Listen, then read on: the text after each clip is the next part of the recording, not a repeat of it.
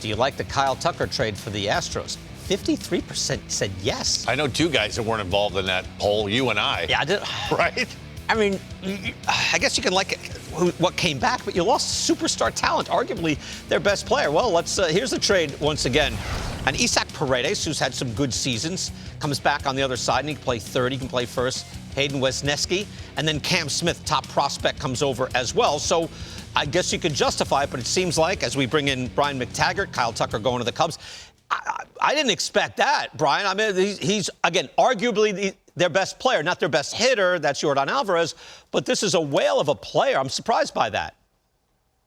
Yeah, I was shocked by those results. I thought it would be 3-1 against the trade, just because Astros fans do not want this ride they've been on to end. Not that it's going to end, but they didn't want this core to be broken up. And now, like you said, their best player is gone, and Kyle Tucker. They might lose Bregman, who's been a huge part of this core.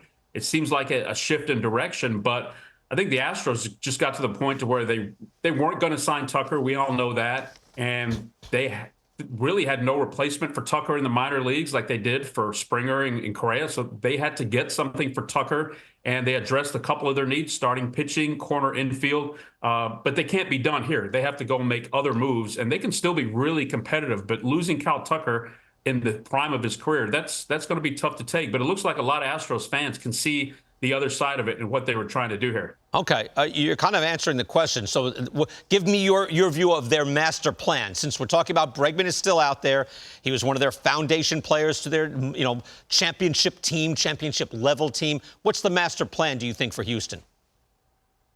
Yeah, I think getting Paredes allows them to put him at third base if Bregman does not sign. And they're still in the running to sign Bregman. If they do sign Bregman, which I think is a long shot, you can move Paredes to first base. But they still need to add another bat. Wisniewski's going to come in and help the bottom of that rotation. They definitely needed another arm. Maybe they get a couple of their pitchers back this year healthy. But they cannot lose Kyle Tucker and Alex Bregman and not add another impact bat, whether that's signing Santander, trading for Arenado, moving Paredes to first, signing Christian Walker. There has to be another move, and I think they're working on that. I mean, this just cannot be their offseason, because that would be a big step back if they lose those guys and replace them with Paredes. All right, let's back up then. How are the negotiations going between the Astros and Bregman? Well, the Astros made an offer pretty early of 6 years at about 156, which clearly I think is a pretty far gap from what Bregman wants. Bregman is probably the top free agent hitter, or one of them on the market right now. He's going to be 31 years old, I believe, but he's got the kind of track record. He won a Gold Glove this year. He's a guy that has won at every level. He could come to a team and really help them. He's not the offensive player he was in 17 and 18 and 19, and probably never will be again. But he's a guy who could play every day, Gold Glove, be a leader in a clubhouse.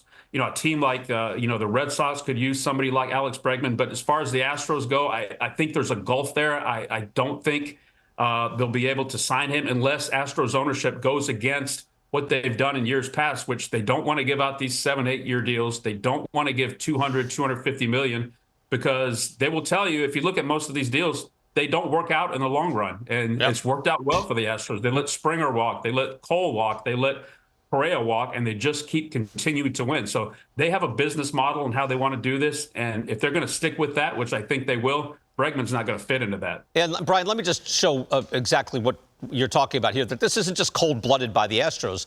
If this was 2018 and 2019, and you have a 384 on base, slugging 527, and in the 2 years, like you're like a 9 or 10 win player. It's vast. Excuse me, that's 2016 to 2019, so that's 4 years. That's vastly different, because he was I think a 7 and an 8 win player in 2 of those seasons. Then you look at the last 3, where he's a 122 OPS plus. Look, that's good, but that's not great. So he did all that with power and contact. He was one of the best players in baseball, but there has been a slide. I'm not saying he's washed up or anything like that. He's still very good. But there's a difference between the superstar Alex Bregman and this one the last 2-3 years. Yeah, no doubt. He chased more. He walked a little bit less. I mean, he was a guy with more walks than strikeouts typically. That was, flipped this year. The power is not what it was before. I mean, in 2019, he almost won the AL MVP. I mean, he was a hair behind Mike Trout, and Trout got injured, I think, the last few weeks, and Bregman closed that gap. He almost won the MVP, but he's still a really, really good player who's come up so big in the playoffs so many times, a proven winner, a Gold Glove defender, a great character guy in the clubhouse if the teams are looking for that. So he's demanding a lot of money for a reason, because he brings a lot of values to clubs on and off the field. But that being said, Astros losing him and Kyle Tucker, maybe it's a soft rebuild. I mean, as long as Jim Crane owns the team, I don't think they're ever going to rebuild in the definition. But certainly it's a crossroads that we haven't seen from the Astros now since they turned it around about a decade ago. I'm glad you were praising him there a little bit. I didn't mean to bash him. He's a 4-win player still. He's still a very good player. Quickly, Nolan Arenado in this mix at all? Interest? Yeah, they've talked about him. I mean, I think he would be a good fit. Offensively, a guy that they would feel pretty good about in the ballpark. And also, we all know he plays defense every bit of Bregman, if not better. And again, you can move Paredes to first. Getting Paredes just allows them some flexibility where they can still add a corner infielder. Paredes played mostly third base, but he did tell us the other day he's willing to play first base or wherever the Astros want him to play. So, I think that would be a good addition for the Astros if they can get him and probably ease the fans' pains here of losing two of their cornerstone players if they can add somebody like Arenado or maybe, somebody else in the outfield, because I think they need to add in the outfield as well. Yeah, we had the numbers up there. Like 2 years ago, Arenado is also a superstar player. Hasn't been for the last two, so they'd be buying low on him, and he's an expensive guy as well. It's never easy